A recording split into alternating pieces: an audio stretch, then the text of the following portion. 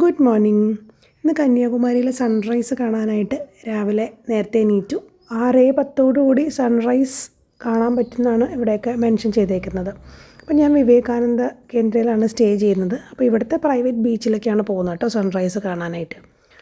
അത്യാവശ്യം ഇരുട്ടാണ്. ഇന്നലെ ഇട്ടേക്കുന്ന സ്ട്രീറ്റ് ലൈറ്റ്സ് ഒന്നും ഇതുവരെ ഓഫ് ചെയ്തിട്ടില്ല.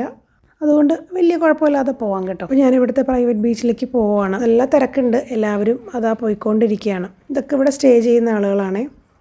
നടന്നു തുടങ്ങിയപ്പോൾ തന്നെ ആ ഭാഗത്ത് വെളിച്ചം കണ്ടു തുടങ്ങിയിട്ടോ. അപ്പോൾ തന്നെ എനിക്ക് ടെൻഷനായി, അയ്യോ സൺറൈസ് ആയി കാണുമോ കണ്ടോ, അത്യാവശ്യം നല്ല വെളിച്ചമില്ലേ.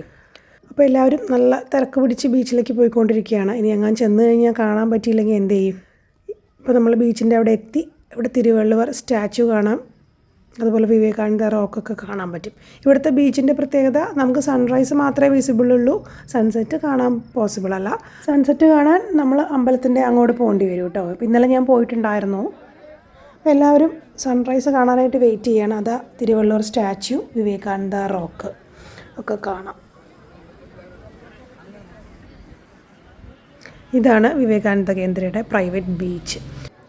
വെൽ മെയിൻറ്റെയിൻഡ് ആണ്, നീറ്റ് ആൻഡ് ക്ലീൻ. ഓവർ ക്രൗഡഡും അല്ല കേട്ടോ.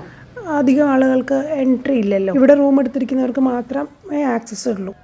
അപ്പോൾ സൺറൈസും സൺസെറ്റും ഒരേ സ്ഥലത്ത് നിന്ന് കാണാൻ പറ്റുന്ന ഒരു സ്ഥലമുണ്ടെങ്കിൽ ആ സ്ഥലമാണ് നമ്മുടെ സ്വന്തം കന്യാകുമാരി, അല്ലെങ്കിൽ കേപ്പ് കോമറും എന്നും പറയും. ഏകദേശം സൂര്യൻ ഉദിച്ച് തുടങ്ങി. ഞാനിപ്പോൾ നല്ലപോലെ സൂം ചെയ്യുന്നുണ്ട് മാക്സിമം കാണാനായിട്ട് വീഡിയോയിൽ. അതാ നല്ല റെഡ് കളറിൽ കാണാം അല്ലേ.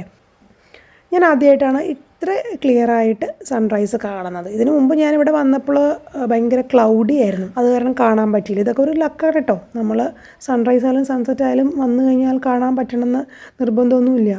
മഴക്കാറൊക്കെ ഉണ്ടെങ്കിൽ പറ്റില്ല. ഇവിടെ സൺറൈസ് കണ്ടുകൊണ്ടിരുന്നപ്പോൾ തോന്നിയൊരു കുനിഷ്ട് പറയട്ടെ.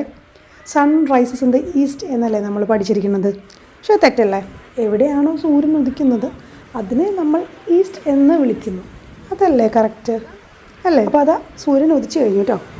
അപ്പോൾ ഇതുവരെ കന്യാകുമാരിയിൽ വരാത്തവരോടാണ്, നിങ്ങളുടെ തിരക്കും കാര്യങ്ങളൊക്കെ മാറ്റി വെച്ച് ഒന്നിവിടെ വരെ വന്ന് സൺറൈസും സൺസെറ്റൊക്കെ ഒന്ന് കാണാം. ഒരു വണ്ടർഫുൾ എക്സ്പീരിയൻസ് ആണ്.